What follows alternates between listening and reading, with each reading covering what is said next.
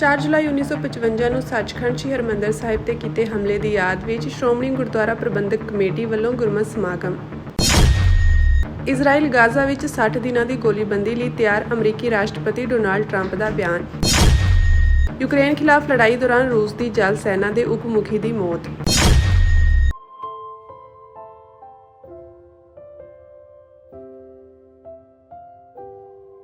ਆਜ਼ਾਦ ਭਾਰਤ ਅੰਦਰ ਪੰਜਾਬੀ ਸੂਬਾ ਮੋਰਚਾ ਦੌਰਾਨ ਸਮੇਂ ਦੀ ਸਰਕਾਰ ਵੱਲੋਂ 4 ਜੁਲਾਈ 1955 ਨੂੰ ਸੱਚਖੰਡ ਸ੍ਰੀ ਹਰਿਮੰਦਰ ਸਾਹਿਬ ਤੇ ਕੀਤੇ ਹਮਲੇ ਦੀ ਯਾਦ ਵਿੱਚ ਭਲਕੇ ਸ਼੍ਰੋਮਣੀ ਗੁਰਦੁਆਰਾ ਪ੍ਰਬੰਧਕ ਕਮੇਟੀ ਵੱਲੋਂ ਗੁਰਦੁਆਰਾ ਸ੍ਰੀ ਮੰਜੀ ਸਾਹਿਬ ਦੀਵਾਨ ਹਾਲ ਵਿਖੇ ਗੁਰਮਤਿ ਸਮਾਗਮ ਸਜਾਇਆ ਜਾ ਰਿਹਾ ਹੈ।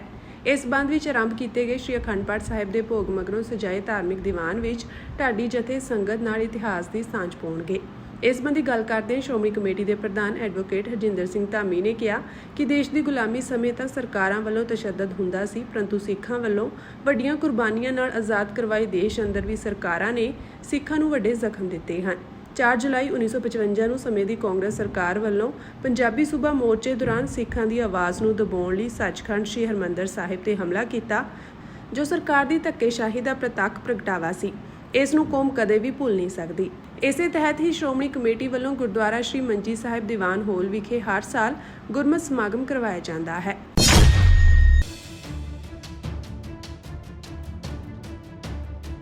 ਅਮਰੀਕੀ ਰਾਸ਼ਟਰਪਤੀ ਡੋਨਾਲਡ ਟਰੰਪ ਨੇ ਅੱਜ ਕਿਹਾ ਕਿ ਇਜ਼ਰਾਈਲ ਗਾਜ਼ਾ ਵਿੱਚ 60 ਦਿਨਾਂ ਦੀ ਗੋਲੀਬੰਦੀ ਲਈ ਰਾਜ਼ੀ ਹੋ ਗਿਆ ਹੈ। ਉਨ੍ਹਾਂ ਹਮਾਸ ਨੂੰ ਚੇਤਾਵਨੀ ਦਿੱਤੀ ਕਿ ਹਾਲਾਤ ਹੋਰ ਵਿਗੜਨ ਤੋਂ ਪਹਿਲਾਂ ਉਹ ਸਮਝੌਤੇ ਨੂੰ ਸਵੀਕਾਰ ਕਰ ਲਵੇ। ਇਜ਼ਰਾਈਲੀ ਪ੍ਰਧਾਨ ਮੰਤਰੀ ਬੈਂਜਾਮਿਨ ਨੇਤਨਯਾਹੂ ਨਾਲ ਸੋਮਵਾਰ ਨੂੰ ਵਾਈਟ ਹਾਊਸ ਵਿੱਚ ਮੀਟਿੰਗ ਤੋਂ ਪਹਿਲਾਂ ਟਰੰਪ ਦਾ ਇਹ ਬਿਆਨ ਆਇਆ ਹੈ। ਅਮਰੀਕੀ ਆਗੂ ਵੱਲੋਂ ਇਜ਼ਰਾਈਲੀ ਸਰਕਾਰ ਅਤੇ ਹਮਾਸ ਤੇ ਗੋਲੀਬੰਦੀ ਲਈ ਲਗਾਤਾਰ ਦਬਾਅ ਪਾਇਆ ਜਾ ਰਿਹਾ ਹੈ। ਟਰੰਪ ਨੇ ਸੋਸ਼ਲ ਮੀਡੀਆ ਤੇ ਲਿਖਿਆ ਕਿ ਮੇਰੇ ਨੁਮਾਇੰਦਿਆਂ ਦੀ ਗਾਜ਼ਾ ਬਾਰੇ ਇਜ਼ਰਾਈਲੀਆਂ ਨਾਲ ਲੰਬੀ ਅਤੇ ਸਾਰਥਕ ਮੀਟਿੰਗ ਹੋਈ। ਇਜ਼ਰਾਈਲ 60 ਦਿਨਾਂ ਦੀ ਗੋਲੀਬੰਦੀ ਲਈ ਸਹਿਮਤ ਹੋ ਗਿਆ ਹੈ, ਜਿਸ ਦੌਰਾਨ ਜੰਗ ਮੁਕੰਮਲ ਤੌਰ ਤੇ ਖਤਮ ਕਰਨ ਲਈ ਸਾਰੀਆਂ ਧਿਰਾਂ ਨਾਲ ਗੱਲਬਾਤ ਕੀਤੀ ਜਾਵੇਗੀ। ਉਨ੍ਹਾਂ ਕਿਹਾ ਕਿ ਕਤਰ ਅਤੇ ਮਿਸਰ ਦੇ ਨੁਮਾਇੰਦੇ ਗੋਲੀਬੰਦੀ ਬਾਰੇ ਅੰਤਿਮ ਤਜਵੀਜ਼ ਪੇਸ਼ ਕਰਨਗੇ। ਟਰੰਪ ਨੇ ਕਿਹਾ ਕਿ ਉਹ ਨੇਤਨਯਾਹੂ ਤੇ ਕਿਸੇ ਤਰ੍ਹਾਂ ਦਾ ਦਬਾਅ ਨਹੀਂ ਪਾ ਰਹੇ ਹਨ, ਪਰ ਗੋਲੀਬੰਦੀ ਦਾ ਸਮਝੌਤਾ ਅਗਲੇ ਹਫ਼ਤੇ ਹੋ ਜਾਵੇਗਾ। ਦੂਜੇ ਪਾਸੇ ਹਮਾਸ ਨੇ ਕਿਹਾ ਕਿ ਉਹ ਇਜ਼ਰਾਈਲ ਨਾਲ ਗੋਲੀਬੰਦੀ ਦੇ ਸਮਝੌਤੇ ਲਈ ਤਿਆਰ ਹੈ, ਪਰ ਗਾਜ਼ਾ ਵਿੱਚ ਜੰਗ ਦਾ ਮੁਕੰਮਲ ਤੌਰ ਤੇ ਖਾਤਮਾ ਹੋਣਾ ਚਾਹੀਦਾ ਹੈ। ਹਮਾਸ ਦੇ ਅਧਿਕਾਰੀ ਤਾਹਿਰ ਅਲ-ਨਨੂ ਨੇ ਕਿਹਾ ਕਿ ਉਹਨਾਂ ਦੀ ਜਥੇਬੰਦੀ ਅਜਿਹੇ ਕਿਸੇ ਵੀ ਸਮਝੌਤੇ ਨੂੰ ਮੰਨਣ ਲਈ ਤਿਆਰ ਹੈ ਜਿਸ ਨਾਲ ਜੰਗ ਦਾ ਮੁਕੰਮਲ ਤੌਰ ਤੇ ਖਾਤਮਾ ਹੁੰਦਾ ਹੋਵੇ। ਹਮਾਸ ਦੇ ਵਫਦ ਵੱਲੋਂ ਤਜਵੀਜ਼ ਤੇ ਵਿਚਾਰ ਵਟਾਂਦਰੇ ਲਈ ਮਿਸਰ ਅਤੇ ਕਤਰ ਦੇ ਵਾਰਤਾਕਾਰਾਂ ਨਾਲ ਮਿਲਣ ਦੀ ਸੰਭਾਵਨਾ ਹੈ। ਉਧਰ ਇਜ਼ਰਾਈਲੀ ਪ੍ਰਧਾਨ ਮੰਤਰੀ ਬੈਂਜਾਮਿਨ ਨੇਤਨਯਾਹੂ ਨੇ ਕਿਹਾ ਕਿ ਜੰਗ ਖਤਮ ਹੋਣ ਤੋਂ ਬਾਅਦ ਹਮਾਸ ਦੀ ਕੋਈ ਭੂਮਿਕਾ ਨਹੀਂ ਹੋਵੇਗੀ।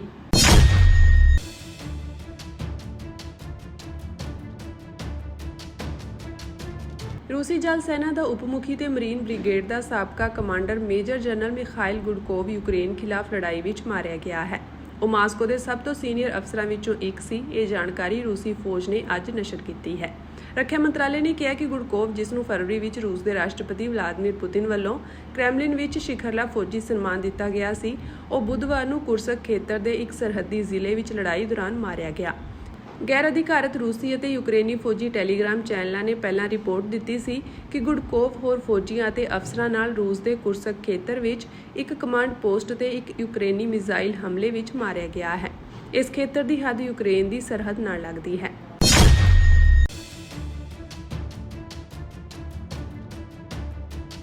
ਰੂਸ ਦੇ ਰਾਸ਼ਟਰਪਤੀ ਵਲਾਦੀਮੀਰ ਪੁਤਿਨ ਨੇ ਕਿਹਾ ਕਿ ਉਹ ਅੱਜ ਅਮਰੀਕੀ ਰਾਸ਼ਟਰਪਤੀ ਡੋਨਾਲਡ ਟਰੰਪ ਨਾਲ ਫੋਨ ਤੇ ਗੱਲਬਾਤ ਕਰਨਗੇ। ਇਹ ਜਾਣਕਾਰੀ ਇੰਟਰਫੈਕਸ ਨਿਊਜ਼ ਏਜੰਸੀ ਨੇ ਦਿੱਤੀ ਹੈ। ਅਮਰੀਕਾ ਦੇ ਰਾਸ਼ਟਰਪਤੀ ਡੋਨਾਲਡ ਟਰੰਪ ਨੇ ਕਈ ਵਾਰ ਦਾਅਵਾ ਕੀਤਾ ਹੈ ਕਿ ਰੂਸ ਤੇ ਯੂਕਰੇਨ ਦਰਮਿਆਨ ਜੰਗਬੰਦੀ ਆਖਰੀ ਪੜਾਅ ਤੇ ਹੈ, ਪਰ ਉਸ ਤੋਂ ਬਾਅਦ ਵੀ ਦੋਵਾਂ ਦੇਸ਼ਾਂ ਵੱਲੋਂ ਹਮਲੇ ਜਾਰੀ ਹਨ ਤੇ ਕੁਝ ਦਿਨ ਪਹਿਲਾਂ ਟਰੰਪ ਨੇ ਪੁਤਿਨ ਖਿਲਾਫ ਸਖਤ ਟਿੱਪਣੀ ਕੀਤੀ ਸੀ।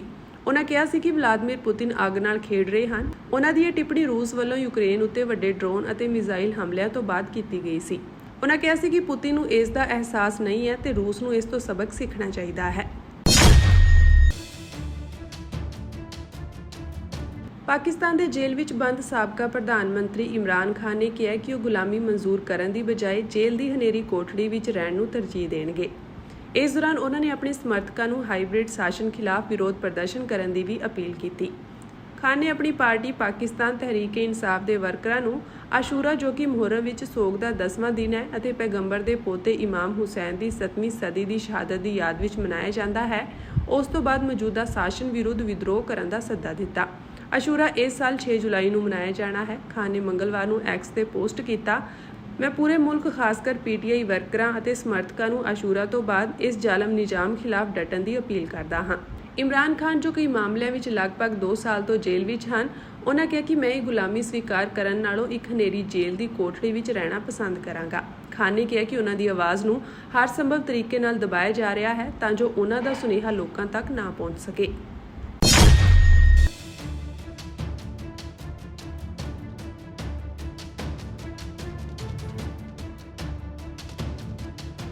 ਸ਼੍ਰੋਮਣੀ ਅਕਾਲੀ ਦਲ ਦੇ ਸੀਨੀਅਰ ਆਗੂ ਅਤੇ ਸਾਬਕਾ ਕੈਬਨਿਟ ਮੰਤਰੀ ਵਿਕਰਮ ਸਿੰਘ ਮਜੀਠੀਆ ਨੇ ਪੰਜਾਬ ਅਤੇ ਹਰਿਆਣਾ ਹਾਈ ਕੋਰਟ ਵਿੱਚ ਇੱਕ ਪਟੀਸ਼ਨ ਦਾਇਰ ਕੀਤੀ ਹੈ, ਜਿਸ ਵਿੱਚ ਉਹਨਾਂ ਦੀ ਹਾਲੀਆ ਗ੍ਰਿਫਤਾਰੀ ਅਤੇ ਰਿਮਾਂਡ ਨੂੰ ਗੈਰ ਕਾਨੂੰਨੀ ਦੱਸਿਆ ਗਿਆ ਹੈ। ਇਸ ਪਟੀਸ਼ਨ ਤੇ ਹੁਣ 4 ਜੁਲਾਈ ਨੂੰ ਸੁਣਵਾਈ ਹੋਵੇਗੀ। ਅੱਜ ਸੁਣਵਾਈ ਦੌਰਾਨ ਜਸਟਿਸ ਤ੍ਰਿਭੁਵਨ ਦਈਆ ਦੇ ਬੈਂਚ ਨੇ ਮਜੀਠੀਆ ਦੇ ਵਕੀਲ ਨੂੰ ਤਾਜ਼ਾ ਰਿਮਾਂਡ ਆਰਡਰ ਪੇਸ਼ ਕਰਨ ਲਈ 1 ਦਿਨ ਦਾ ਸਮਾਂ ਦਿੱਤਾ। ਪਟੀਸ਼ਨ ਵਿੱਚ ਮਜੀਠੀਆ ਨੇ ਕਿਹਾ ਕਿ ਉਹਨਾਂ ਵਿਰੁੱਧ ਦਰਜ ਕੀਤੀ ਗਈ FIR ਅਤੇ ਗ੍ਰਿਫਤਾਰੀ ਰਾਜਨੀਤਿਕ ਬਦਲੇ ਦੀ ਇੱਕ ਪੂਰੀ ਸਾਜ਼ਿਸ਼ ਹੈ, ਜੋ ਮੌਜੂਦਾ ਸਰਕਾਰ ਦੁਆਰਾ ਉਹਨਾਂ ਨੂੰ ਬਦਨਾਮ ਕਰਨ ਅਤੇ ਪਰੇਸ਼ਾਨ ਕਰਨ ਦੇ ਉਦੇਸ਼ ਨਾਲ ਕੀਤੀ ਗਈ ਸੀ। ਉਹਨਾਂ ਇਸ ਨੂੰ ਰਾਜਨੀਤਿਕ ਬਦਲਾ ਅਤੇ ਪਰੇਸ਼ਾਨੀ ਕਰਾਰ ਦਿੱਤਾ ਹੈ। ਮਜੀਠੀਆ ਨੇ ਕਿਹਾ ਕਿ 25 ਜੂਨ ਨੂੰ ਮੁਹਾਲੀ ਦੇ ਵਿਜੀਲੈਂਸ ਬਿਊਰੋ ਪੁਲਿਸ ਸਟੇਸ਼ਨ ਵਿੱਚ ਦਰਜ ਕੀਤੀ ਗਈ FIR ਨਾ ਸਿਰਫ ਗੈਰ ਕਾਨੂੰਨੀ ਹੈ, ਬਲਕਿ ਉਸੇ ਦਿਨ ਸਵੇਰੇ ਉਹਨਾਂ ਦੀ ਰਿਹਾਇਸ਼ ਤੋਂ ਕੀਤੀ ਗਈ ਗ੍ਰਿਫਤਾਰੀ ਵੀ ਨਿਰਧਾਰਤ ਕਾਨੂੰਨੀ ਪ੍ਰਕਿਰਿਆ ਦੀ ਉਲੰਘਣਾ ਹੈ। ਉਹਨਾਂ ਦੋਸ਼ ਲਗਾਇਆ ਕਿ ਉਹਨਾਂ ਨੂੰ ਸਵੇਰੇ 9 ਵਜੇ ਤੋਂ 11:30 ਵਜੇ ਤੱਕ ਗੈਰ ਕਾਨੂੰਨੀ ਤੌਰ ਤੇ ਹਿਰਾਸਤ ਵਿੱਚ ਰੱਖਿਆ ਗਿਆ ਸੀ, ਜਦੋਂ ਕਿ ਉਹਨਾਂ ਦੀ ਰਸਮੀ ਗ੍ਰਿਫਤਾਰੀ ਸਵੇਰੇ 11:30 ਵਜੇ ਦਿਖਾਈ ਗਈ ਸੀ।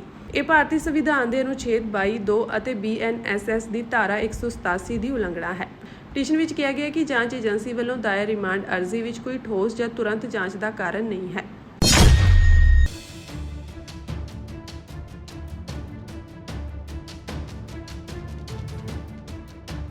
ਕਿਸਾਨ ਮਜ਼ਦੂਰ ਸੰਘਰਸ਼ ਕਮੇਟੀ ਦੇ ਜ਼ਿਲ੍ਹਾ ਅੰਮ੍ਰਿਤਸਰ ਵੱਲੋਂ ਸੂਬਾ ਆਗੂ ਸਰਵਣ ਸਿੰਘ ਪੰਧੇਰ ਅਤੇ ਜ਼ਿਲ੍ਹਾ ਪ੍ਰਧਾਨ ਰਣਜੀਤ ਸਿੰਘ ਕਲੇਰਬਾਲਾ ਦੀ ਅਗਵਾਈ ਵਿੱਚ 14 ਜੁਲਾਈ ਨੂੰ ਬਿਜਲੀ ਬੋਰਡ ਦੇ ਨਿੱਜੀਕਰਨ ਖਿਲਾਫ ਪੰਜਾਬ ਭਰ ਅਤੇ ਬਿਜਲੀ ਵਿਭਾਗ ਦੇ ਹੋਰ ਅਧਿਕਾਰੀਆਂ ਦੇ ਦਫ਼ਤਰਾਂ ਅੱਗੇ ਲੱਗਣ ਜਾ ਰਹੇ ਧਰਨਿਆਂ ਦੇ ਐਲਾਨ ਦੇ ਚੱਲਦਿਆਂ 3 ਜੁਲਾਈ ਯਾਨੀ ਕਿ ਅੱਜ ਪੰਜਾਬ ਦੇ ਸਾਰੇ ਜ਼ਿਲ੍ਹਿਆਂ ਵਿੱਚ ਚੀਫ SC/DC ਦਫ਼ਤਰਾਂ ਅਤੇ ਪੁਲਿਸ ਦੇ ਆਲਾ ਅਧਿਕਾਰੀਆਂ ਨੂੰ ਮੰਗ ਪੱਤਰ ਸੌਂਪੇ ਗਏ। ਇਸ ਮੌਕੇ ਹਾਜ਼ਰ ਸੂਬਾ ਆਗੂ ਜਰਮਨਜੀਤ ਸਿੰਘ ਬੰਡਾਲਾ ਅਤੇ ਗੁਰਬਚਨ ਸਿੰਘ ਚੱਬਾ ਨੇ ਕਿਹਾ ਕਿ ਕਿਉਂਕਿ 1948 ਦਾ ਬਿਜਲੀ ਐਕਟ ਆਮ ਖਪਤਕਾਰਾਂ ਕੋਲ ਸਿਰਫ 3% ਮੁਨਾਫਾ ਕਮਾਉਣ ਦੀ ਗੱਲ ਕਰਦਾ ਸੀ, ਫਿਰ ਬਿਜਲੀ ਐਕਟ 2003 ਜੋ ਕਿ ਸਾਰੀ ਪਾਰਟੀਆਂ ਨੇ ਸਾਂਝੀ ਨੀਤੀ ਨਾਲ ਲਿਆਂਦਾ ਸੀ, ਤਹਿਤ ਪ੍ਰਾਈਵੇਟ ਕੰਪਨੀਆਂ ਨੂੰ ਘੱਟੋ-ਘੱਟ 16% ਮੁਨਾਫਾ ਕਮਾਉਣ ਦੀ ਇਜਾਜ਼ਤ ਦਿੱਤੀ ਗਈ ਤੇ ਬਿਜਲੀ ਪੈਦਾ ਕਰਨ ਦੇ ਅਧਿਕਾਰ ਵੀ ਪ੍ਰਾਈਵੇਟ ਕੰਪਨੀਆਂ ਨੂੰ ਦਿੱਤੇ ਗਏ।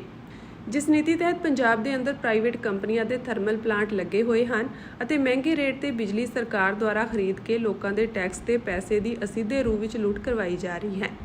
ਉਹਨਾਂ ਕਿਹਾ ਕਿ ਭਗਵੰਤ ਮਾਨ ਸਰਕਾਰ ਕਹਿ ਕੇ ਆਈ ਸੀ ਕਿ ਬਿਜਲੀ ਖਰੀਦ ਸਮਝੌਤੇ ਰੱਦ ਕੀਤੇ ਜਾਣਗੇ, ਪਰ ਸਮਝੌਤੇ ਰੱਦ ਕਰਨਾ ਤਾਂ ਦੂਰ ਦੀ ਗੱਲ ਹੈ, ਸਗੋਂ 2020 ਤੋਂ ਲਗਾਤਾਰ ਬਿਜਲੀ ਬੋਰਡ ਨੂੰ ਪ੍ਰਾਈਵੇਟ ਕੰਪਨੀਆਂ ਨੂੰ ਪੂਰੀ ਤਰ੍ਹਾਂ ਵੇਚਣ ਲਈ ਲਿਆਂਦੇ ਜਾ ਰਹੇ ਕਾਨੂੰਨਾਂ ਨੂੰ ਲਾਗੂ ਕਰਨ ਦੀ ਪੁਰਜ਼ੋਰ ਕੋਸ਼ਿਸ਼ ਵਿੱਚ ਸਰਕਾਰ ਲੱਗੀ ਹੋਈ ਹੈ। ਉਹਨਾਂ ਕਿਹਾ ਕਿ ਪੂਰੇ ਦੇਸ਼ ਅਤੇ ਪੰਜਾਬ ਦੇ ਕਿਸਾਨ ਮਜ਼ਦੂਰ ਦੁਕਾਨਦਾਰ ਆਮ ਜਨਤਾ ਲਗਾਤਾਰ ਇਸ ਨੀਤੀ ਦਾ ਵਿਰੋਧ ਕਰ ਰਹੇ ਹਨ। ਉਹਨਾਂ ਕਿਹਾ ਕਿ ਜੋ ਬਿਜਲੀ ਸੋਧ ਬਿੱਲ ਪਿਛਲੀ ਵਾਰ ਦੀ ਮੋਦੀ ਸਰਕਾਰ ਲਿਆਈ ਸੀ, ਜੋ ਪਾਰਲੀਮੈਂਟਰੀ ਸਟੈਂਡਿੰਗ ਕਮੇਟੀ ਨੂੰ ਚਲਾ ਗਿਆ ਸੀ, 2019 ਤੋਂ 2024 ਵਾਲੀ ਟਰਮ ਖਤਮ ਹੋਣ ਤੇ ਇਹ 2023 ਦਾ ਬਿੱਲ ਹੁਣ ਮੌਨਸੂਨ ਸੈਸ਼ਨ ਦੇ ਵਿੱਚ ਬਿਜਲੀ ਸੋਧ ਬਿੱਲ 2025 ਵਜੋਂ ਆ ਰਿਹਾ ਹੈ, ਜਿਸ ਦੇ ਤਹਿਤ ਪ੍ਰਾਈਵੇਟ ਕੰਪਨੀਆਂ ਨੂੰ ਬਿਜਲੀ ਦੇ ਰੇਟ ਤੈਅ ਕਰਨ ਤੇ ਸਪਲਾਈ ਦੇ ਅਧਿਕਾਰ ਵੀ ਪ੍ਰਾਈਵੇਟ ਕੰਪਨੀਆਂ ਨੂੰ ਦਿੱਤੇ ਜਾਣ ਵਾਲੇ ਹਨ। ਉਹਨਾਂ ਕਿਹਾ ਕਿ ਪ੍ਰੀਪੇਡ ਮੀਟਰ ਇਸੇ ਨੀਤੀ ਤਹਿਤ ਲਿਆਂਦੇ ਗਏ ਹਨ ਅਤੇ ਕੇਂਦਰੀ ਬਿਜਲੀ ਮੰਤਰੀ ਮਨੋਹਰ ਲਾਲ ਖੱਟਰ ਦਾ ਬਿਆਨ ਹੈ ਕਿ ਪਹਿਲਾਂ ਪੈਸੇ ਪਾਓਗੇ ਤੇ ਫਿਰ ਬਿਜਲੀ ਆਵੇਗੀ ਅਤੇ 31 ਅਗਸਤ ਤੱਕ ਸਾਰੇ ਮੁਲਾਜ਼ਮਾਂ ਦੇ ਘਰਾਂ ਅਤੇ ਸਰਕਾਰੀ ਅਦਾਰਿਆਂ ਅੰਦਰ ਚਿੱਪ ਵਾਲੇ ਮੀਟਰ ਲਾਉਣ ਦਾ ਐਲਾਨ ਕੀਤਾ ਜਾ ਚੁੱਕਾ ਹੈ।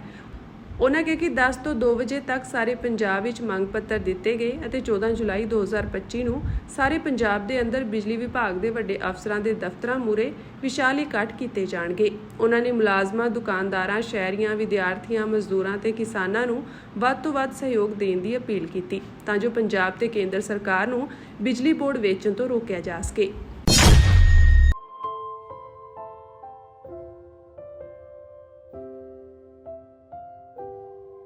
ਆਜ਼ਾਦ ਭਾਰਤ ਅੰਦਰ ਪੰਜਾਬੀ ਸੂਬਾ ਮੋਰਚਾ ਦੌਰਾਨ ਸਮੇਂ ਦੀ ਸਰਕਾਰ ਵੱਲੋਂ 4 ਜੁਲਾਈ 1955 ਨੂੰ ਸੱਚਖੰਡ ਸ੍ਰੀ ਹਰਿਮੰਦਰ ਸਾਹਿਬ ਤੇ ਕੀਤੇ ਹਮਲੇ ਦੀ ਯਾਦ ਵਿੱਚ ਭਲਕੇ ਸ਼੍ਰੋਮਣੀ ਗੁਰਦੁਆਰਾ ਪ੍ਰਬੰਧਕ ਕਮੇਟੀ ਵੱਲੋਂ ਗੁਰਦੁਆਰਾ ਸ੍ਰੀ ਮੰਜੀ ਸਾਹਿਬ ਦੀਵਾਨ ਹਾਲ ਵਿਖੇ ਗੁਰਮਤਿ ਸਮਾਗਮ ਸਜਾਇਆ ਜਾ ਰਿਹਾ ਹੈ।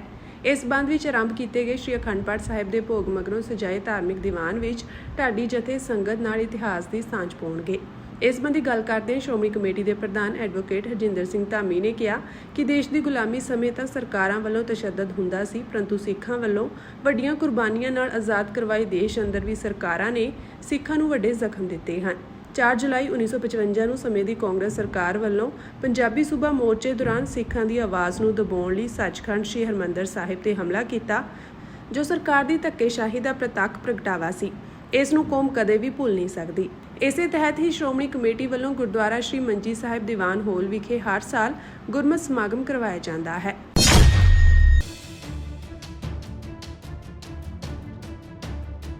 ਅਮਰੀਕੀ ਰਾਸ਼ਟਰਪਤੀ ਡੋਨਾਲਡ ਟਰੰਪ ਨੇ ਅੱਜ ਕਿਹਾ ਕਿ ਇਜ਼ਰਾਈਲ ਗਾਜ਼ਾ ਵਿੱਚ 60 ਦਿਨਾਂ ਦੀ ਗੋਲੀਬੰਦੀ ਲਈ ਰਾਜ਼ੀ ਹੋ ਗਿਆ ਹੈ। ਉਨ੍ਹਾਂ ਹਮਾਸ ਨੂੰ ਚੇਤਾਵਨੀ ਦਿੱਤੀ ਕਿ ਹਾਲਾਤ ਹੋਰ ਵਿਗੜਨ ਤੋਂ ਪਹਿਲਾਂ ਉਹ ਸਮਝੌਤੇ ਨੂੰ ਸਵੀਕਾਰ ਕਰ ਲਵੇ।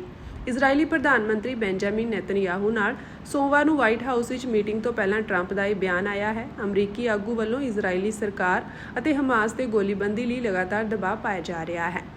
ਟਰੰਪ ਨੇ ਸੋਸ਼ਲ ਮੀਡੀਆ ਤੇ ਲਿਖਿਆ ਕਿ ਮੇਰੇ ਨੁਮਾਇੰਦਿਆਂ ਦੀ ਗਾਜ਼ਾ ਬਾਰੇ ਇਜ਼ਰਾਈਲੀਆਂ ਨਾਲ ਲੰਬੀ ਅਤੇ ਸਾਰਥਕ ਮੀਟਿੰਗ ਹੋਈ। ਇਜ਼ਰਾਈਲ 60 ਦਿਨਾਂ ਦੀ ਗੋਲੀਬੰਦੀ ਲਈ ਸਹਿਮਤ ਹੋ ਗਿਆ ਹੈ, ਜਿਸ ਦੌਰਾਨ ਜੰਗ ਮੁਕੰਮਲ ਤੌਰ ਤੇ ਖਤਮ ਕਰਨ ਲਈ ਸਾਰੀਆਂ ਧਿਰਾਂ ਨਾਲ ਗੱਲਬਾਤ ਕੀਤੀ ਜਾਵੇਗੀ। ਉਨ੍ਹਾਂ ਕਿਹਾ ਕਿ ਕਤਰ ਅਤੇ ਮਿਸਰ ਦੇ ਨੁਮਾਇੰਦੇ ਗੋਲੀਬੰਦੀ ਬਾਰੇ ਅੰਤਿਮ ਤਜਵੀਜ਼ ਪੇਸ਼ ਕਰਨਗੇ। ਟਰੰਪ ਨੇ ਕਿਹਾ ਕਿ ਉਹ ਨੇਤਨਯਾਹੂ ਤੇ ਕਿਸੇ ਤਰ੍ਹਾਂ ਦਾ ਦਬਾਅ ਨਹੀਂ ਪਾ ਰਹੇ ਹਨ, ਪਰ ਗੋਲੀਬੰਦੀ ਦਾ ਸਮਝੌਤਾ ਅਗਲੇ ਹਫ਼ਤੇ ਹੋ ਜਾਵੇਗਾ। ਦੂਜੇ ਪਾਸੇ ਹਮਾਸ ਨੇ ਕਿਹਾ ਕਿ ਉਹ ਇਜ਼ਰਾਈਲ ਨਾਲ ਗੋਲੀਬੰਦੀ ਦੇ ਸਮਝੌਤੇ ਲਈ ਤਿਆਰ ਹੈ, ਪਰ ਗਾਜ਼ਾ ਵਿੱਚ ਜੰਗ ਦਾ ਮੁਕੰਮਲ ਤੌਰ ਤੇ ਖਾਤਮਾ ਹੋਣਾ ਚਾਹੀਦਾ ਹੈ। ਹਮਾਸ ਦੇ ਅਧਿਕਾਰੀ ਤਾਹਿਰ ਅਲ ਨਨੂ ਨੇ ਕਿਹਾ ਕਿ ਉਹਨਾਂ ਦੀ ਜਥੇਬੰਦੀ ਅਜਿਹੇ ਕਿਸੇ ਵੀ ਸਮਝੌਤੇ ਨੂੰ ਮੰਨਣ ਲਈ ਤਿਆਰ ਹੈ ਜਿਸ ਨਾਲ ਜੰਗ ਦਾ ਮੁਕੰਮਲ ਤੌਰ ਤੇ ਖਾਤਮਾ ਹੁੰਦਾ ਹੋਵੇ। ਹਮਾਸ ਦੇ ਵਫਦ ਵੱਲੋਂ ਤਜਵੀਜ਼ ਤੇ ਵਿਚਾਰ ਵਟਾਂਦਰੇ ਲਈ ਮਿਸਰ ਅਤੇ ਕਤਰ ਦੇ ਵਾਰਤਾਕਾਰਾਂ ਨਾਲ ਮਿਲਣ ਦੀ ਸੰਭਾਵਨਾ ਹੈ। ਉਧਰ ਇਜ਼ਰਾਈਲੀ ਪ੍ਰਧਾਨ ਮੰਤਰੀ ਬੈਂਜਾਮਿਨ ਨੇਤਨਯਾਹੂ ਨੇ ਕਿਹਾ ਕਿ ਜੰਗ ਖਤਮ ਹੋਣ ਤੋਂ ਬਾਅਦ ਹਮਾਸ ਦੀ ਕੋਈ ਭੂਮਿਕਾ ਨਹੀਂ ਹੋਵੇਗੀ।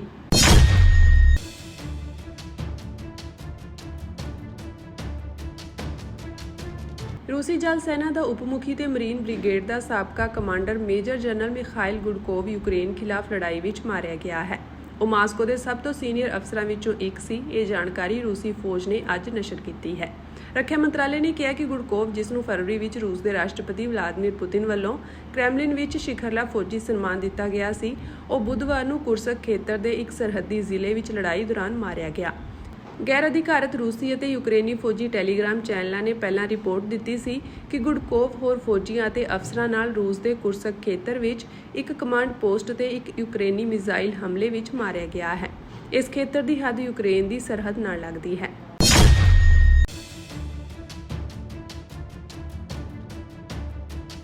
ਰੂਸ ਦੇ ਰਾਸ਼ਟਰਪਤੀ ਵਲਾਦੀਮੀਰ ਪੁਤਿਨ ਨੇ ਕਿਹਾ ਕਿ ਉਹ ਅੱਜ ਅਮਰੀਕੀ ਰਾਸ਼ਟਰਪਤੀ ਡੋਨਾਲਡ ਟਰੰਪ ਨਾਲ ਫੋਨ ਤੇ ਗੱਲਬਾਤ ਕਰਨਗੇ। ਇਹ ਜਾਣਕਾਰੀ ਇੰਟਰਫੈਕਸ ਨਿਊਜ਼ ਏਜੰਸੀ ਨੇ ਦਿੱਤੀ ਹੈ। ਅਮਰੀਕਾ ਦੇ ਰਾਸ਼ਟਰਪਤੀ ਡੋਨਾਲਡ ਟਰੰਪ ਨੇ ਕਈ ਵਾਰ ਦਾਅਵਾ ਕੀਤਾ ਹੈ ਕਿ ਰੂਸ ਤੇ ਯੂਕਰੇਨ ਦਰਮਿਆਨ ਜੰਗਬੰਦੀ ਆਖਰੀ ਪੜਾਅ ਤੇ ਹੈ, ਪਰ ਉਸ ਤੋਂ ਬਾਅਦ ਵੀ ਦੋਵਾਂ ਦੇਸ਼ਾਂ ਵੱਲੋਂ ਹਮਲੇ ਜਾਰੀ ਹਨ ਤੇ ਕੁਝ ਦਿਨ ਪਹਿਲਾਂ ਟਰੰਪ ਨੇ ਪੁਤਿਨ ਖਿਲਾਫ ਸਖਤ ਟਿੱਪਣੀ ਕੀਤੀ ਸੀ। ਉਨ੍ਹਾਂ ਕਿਹਾ ਸੀ ਕਿ ਵਲਾਦੀਮੀਰ ਪੁਤਿਨ ਅੱਗ ਨਾਲ ਖੇਡ ਰਹੇ ਹਨ। ਉਨ੍ਹਾਂ ਦੀ ਇਹ ਟਿੱਪਣੀ ਰੂਸ ਵੱਲੋਂ ਯੂਕਰੇਨ ਉੱਤੇ ਵੱਡੇ ਡਰੋਨ ਅਤੇ ਮਿਜ਼ਾਈਲ ਹਮਲਿਆਂ ਤੋਂ ਬਾਅਦ ਕੀਤੀ ਗਈ ਸੀ। ਉਨ੍ਹਾਂ ਕਿਹਾ ਸੀ ਕਿ ਪੁਤਿਨ ਨੂੰ ਇਸ ਦਾ ਅਹਿਸਾਸ ਨਹੀਂ ਹੈ ਤੇ ਰੂਸ ਨੂੰ ਇਸ ਤੋਂ ਸਬਕ ਸਿੱਖਣਾ ਚਾਹੀਦਾ ਹੈ। ਪਾਕਿਸਤਾਨ ਦੇ ਜੇਲ੍ਹ ਵਿੱਚ ਬੰਦ ਸਾਬਕਾ ਪ੍ਰਧਾਨ ਮੰਤਰੀ ਇਮਰਾਨ ਖਾਨ ਨੇ ਕਿਹਾ ਕਿ ਉਹ ਗੁਲਾਮੀ ਮਨਜ਼ੂਰ ਕਰਨ ਦੀ ਬਜਾਏ ਜੇਲ੍ਹ ਦੀ ਹਨੇਰੀ ਕੋਠੜੀ ਵਿੱਚ ਰਹਿਣ ਨੂੰ ਤਰਜੀਹ ਦੇਣਗੇ। ਇਸ ਦੌਰਾਨ ਉਹਨਾਂ ਨੇ ਆਪਣੇ ਸਮਰਥਕਾਂ ਨੂੰ ਹਾਈਬ੍ਰਿਡ ਸ਼ਾਸਨ ਖਿਲਾਫ ਵਿਰੋਧ ਪ੍ਰਦਰਸ਼ਨ ਕਰਨ ਦੀ ਵੀ ਅਪੀਲ ਕੀਤੀ। ਖਾਨ ਨੇ ਆਪਣੀ ਪਾਰਟੀ ਪਾਕਿਸਤਾਨ ਤਹਿਰੀਕ-ਏ-ਇਨਸਾਫ ਦੇ ਵਰਕਰਾਂ ਨੂੰ ਆਸ਼ੂਰਾ, ਜੋ ਕਿ ਮੁਹਰਮ ਵਿੱਚ ਸੋਗ ਦਾ 10ਵਾਂ ਦਿਨ ਹੈ ਅਤੇ ਪੈਗੰਬਰ ਦੇ ਪੋਤੇ ਇਮਾਮ ਹੁਸੈਨ ਦੀ 7ਵੀਂ ਸਦੀ ਦੀ ਸ਼ਹਾਦਤ ਦੀ ਯਾਦ ਵਿੱਚ ਮਨਾਇਆ ਜਾਂਦਾ ਹੈ, ਉਸ ਤੋਂ ਬਾਅਦ ਮੌਜੂਦਾ ਸ਼ਾਸਨ ਵਿਰੁੱਧ ਵਿਦਰੋਹ ਕਰਨ ਦਾ ਸੱਦਾ ਦਿੱਤਾ। ਆਸ਼ੂਰਾ ਇਸ ਸਾਲ 6 ਜੁਲਾਈ ਨੂੰ ਮਨਾਇਆ ਜਾਣਾ ਹੈ। ਖਾਨ ਨੇ ਮੰਗਲਵਾਰ ਨੂੰ ਐਕਸ ਤੇ ਪੋਸਟ ਕੀਤਾ, ਮੈਂ ਪੂਰੇ ਮੁਲਕ ਖਾਸਕਰ ਪੀਟੀਆਈ ਵਰਕਰਾਂ ਅਤੇ ਸਮਰਥਕਾਂ ਨੂੰ ਆਸ਼ੂਰਾ ਤੋਂ ਬਾਅਦ ਇਸ ਜ਼ਾਲਮ ਨਿਜ਼ਾਮ ਖਿਲਾਫ ਡਟਣ ਦੀ ਅਪੀਲ ਕਰਦਾ ਹਾਂ। ਇਮਰਾਨ ਖਾਨ, ਜੋ ਕਈ ਮਾਮਲਿਆਂ ਵਿੱਚ ਲਗਭਗ 2 ਸਾਲ ਤੋਂ ਜੇਲ੍ਹ ਵਿੱਚ ਹਨ, ਉਹਨਾਂ ਕਿਹਾ ਕਿ ਮੈਂ ਇਹ ਗੁਲਾਮੀ ਸਵੀਕਾਰ ਕਰਨ ਨਾਲੋਂ ਇੱਕ ਹਨੇਰੀ ਜੇਲ੍ਹ ਦੀ ਕੋਠੜੀ ਵਿੱਚ ਰਹਿਣਾ ਪਸੰਦ ਕਰਾਂਗਾ। ਖਾਨ ਨੇ ਕਿਹਾ ਕਿ ਉਹਨਾਂ ਦੀ ਆਵਾਜ਼ ਨੂੰ ਹਰ ਸੰਭਵ ਤਰੀਕੇ ਨਾਲ ਦਬਾਇਆ ਜਾ ਰਿਹਾ ਹੈ ਤਾਂ ਜੋ ਉਹਨਾਂ ਦਾ ਸੁਨੇਹਾ ਲੋਕਾਂ ਤੱਕ ਨਾ ਪਹੁੰਚ ਸਕੇ।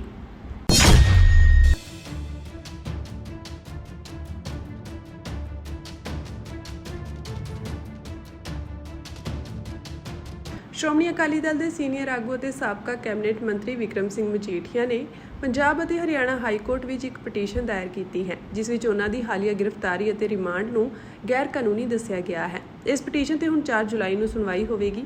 ਅੱਜ ਸੁਣਵਾਈ ਦੌਰਾਨ ਜਸਟਿਸ ਤ੍ਰਿਪਵਨ ਦਈਆ ਦੇ ਬੈਂਚ ਨੇ ਮਜੀਠੀਆ ਦੇ ਵਕੀਲ ਨੂੰ ਤਾਜ਼ਾ ਰਿਮਾਂਡ ਆਰਡਰ ਪੇਸ਼ ਕਰਨ ਲਈ 1 ਦਿਨ ਦਾ ਸਮਾਂ ਦਿੱਤਾ। ਪਟੀਸ਼ਨ ਵਿੱਚ ਮਜੀਠੀਆ ਨੇ ਕਿਹਾ ਕਿ ਉਹਨਾਂ ਵਿਰੁੱਧ ਦਰਜ ਕੀਤੀ ਗਈ FIR ਅਤੇ ਗ੍ਰਿਫਤਾਰੀ ਰਾਜਨੀਤਿਕ ਬਦਲੇ ਦੀ ਇੱਕ ਪੂਰੀ ਸਾਜ਼ਿਸ਼ ਹੈ, ਜੋ ਮੌਜੂਦਾ ਸਰਕਾਰ ਦੁਆਰਾ ਉਹਨਾਂ ਨੂੰ ਬਦਨਾਮ ਕਰਨ ਅਤੇ ਪਰੇਸ਼ਾਨ ਕਰਨ ਦੇ ਉਦੇਸ਼ ਨਾਲ ਕੀਤੀ ਗਈ ਸੀ। ਉਹਨਾਂ ਇਸ ਨੂੰ ਰਾਜਨੀਤਿਕ ਬਦਲਾ ਅਤੇ ਪਰੇਸ਼ਾਨੀ ਕਰਾਰ ਦਿੱਤਾ ਹੈ। ਮਜੀਠੀਆ ਨੇ ਕਿਹਾ ਕਿ 25 ਜੂਨ ਨੂੰ ਮੁਹਾਲੀ ਦੇ ਵਿਜੀਲੈਂਸ ਬਿਊਰੋ ਪੁਲਿਸ ਸਟੇਸ਼ਨ ਵਿੱਚ ਦਰਜ ਕੀਤੀ ਗਈ FIR ਨਾ ਸਿਰਫ ਗੈਰ ਕਾਨੂੰਨੀ ਹੈ, ਬਲਕਿ ਉਸੇ ਦਿਨ ਸਵੇਰੇ ਉਹਨਾਂ ਦੀ ਰਿਹਾਇਸ਼ ਤੋਂ ਕੀਤੀ ਗਈ ਗ੍ਰਿਫਤਾਰੀ ਵੀ ਨਿਰਧਾਰਤ ਕਾਨੂੰਨੀ ਪ੍ਰਕਿਰਿਆ ਦੀ ਉਲੰਘਣਾ ਹੈ। ਉਹਨਾਂ ਦੋਸ਼ ਲਗਾਇਆ ਕਿ ਉਹਨਾਂ ਨੂੰ ਸਵੇਰੇ 9 ਵਜੇ ਤੋਂ 11:30 ਵਜੇ ਤੱਕ ਗੈਰ ਕਾਨੂੰਨੀ ਤੌਰ ਤੇ ਹਿਰਾਸਤ ਵਿੱਚ ਰੱਖਿਆ ਗਿਆ ਸੀ, ਜਦੋਂ ਕਿ ਉਹਨਾਂ ਦੀ ਰਸਮੀ ਗ੍ਰਿਫਤਾਰੀ ਸਵੇਰੇ 11:30 ਵਜੇ ਦਿਖਾਈ ਗਈ ਸੀ। ਇਹ ਭਾਰਤੀ ਸੰਵਿਧਾਨ ਦੇ ਅਨੁਛੇਦ 22(2) ਅਤੇ BNSS ਦੀ ਧਾਰਾ 187 ਦੀ ਉਲੰਘਣਾ ਹੈ। ਪਟੀਸ਼ਨ ਵਿੱਚ ਕਿਹਾ ਗਿਆ ਕਿ ਜਾਂਚ ਏਜੰਸੀ ਵੱਲੋਂ ਦਾਇਰ ਰਿਮਾਂਡ ਅਰਜ਼ੀ ਵਿੱਚ ਕੋਈ ਠੋਸ ਜਾਂ ਤੁਰੰਤ ਜਾਂਚ ਦਾ ਕਾਰਨ ਨਹੀਂ ਹੈ।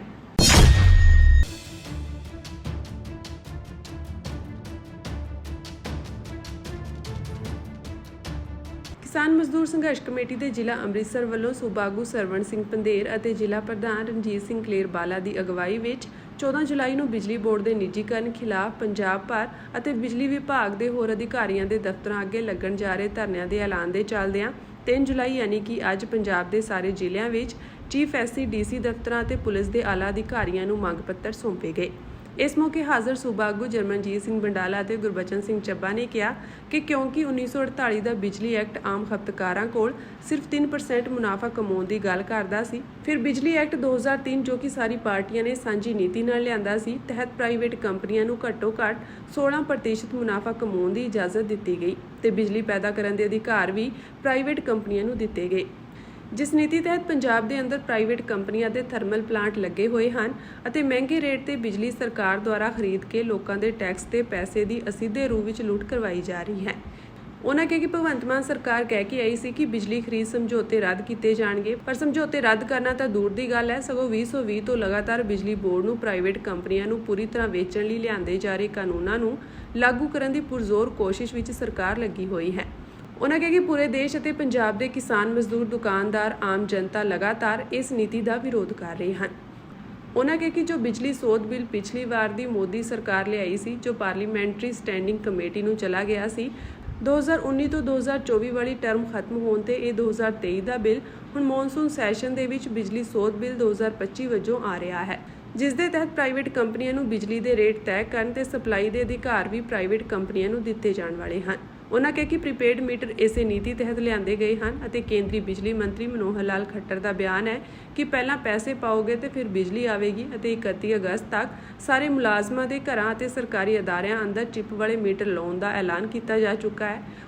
ਉਹਨਾਂ ਕਿਹਾ ਕਿ 10 ਤੋਂ 2 ਵਜੇ ਤੱਕ ਸਾਰੇ ਪੰਜਾਬ ਵਿੱਚ ਮੰਗ ਪੱਤਰ ਦਿੱਤੇ ਗਏ ਅਤੇ 14 ਜੁਲਾਈ 2025 ਨੂੰ ਸਾਰੇ ਪੰਜਾਬ ਦੇ ਅੰਦਰ ਬਿਜਲੀ ਵਿਭਾਗ ਦੇ ਵੱਡੇ ਅਫਸਰਾਂ ਦੇ ਦਫ਼ਤਰਾਂ ਮੂਹਰੇ ਵਿਸ਼ਾਲ ਇਕੱਠ ਕੀਤੇ ਜਾਣਗੇ। ਉਹਨਾਂ ਨੇ ਮੁਲਾਜ਼ਮਾਂ, ਦੁਕਾਨਦਾਰਾਂ, ਸ਼ਹਿਰੀਆਂ, ਵਿਦਿਆਰਥੀਆਂ, ਮਜ਼ਦੂਰਾਂ ਤੇ ਕਿਸਾਨਾਂ ਨੂੰ ਵੱਧ ਤੋਂ ਵੱਧ ਸਹਿਯੋਗ ਦੇਣ ਦੀ ਅਪੀਲ ਕੀਤੀ ਤਾਂ ਜੋ ਪੰਜਾਬ ਤੇ ਕੇਂਦਰ ਸਰਕਾਰ ਨੂੰ ਬਿਜਲੀ ਬੋਰਡ ਵੇਚਣ ਤੋਂ ਰੋਕਿਆ ਜਾ ਸਕੇ।